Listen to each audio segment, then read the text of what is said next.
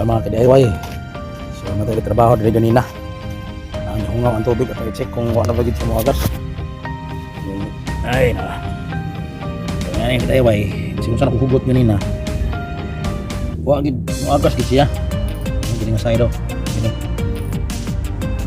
Effective kayo kung gamitan yung bugkot sa guma.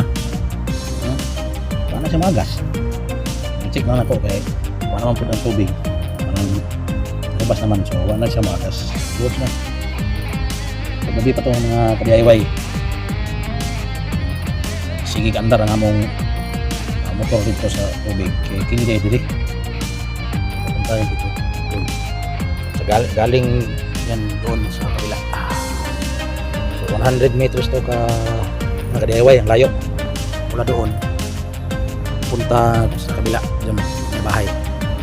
So check ko kasi nire-repair ko kung umaga to eh. Effective pa rin ang bukot-bukot o guma. So before ko gibukutan og guma, tinapalan ko muna siya ng package ng parcel. Yan mga kods. Okay na. Ay.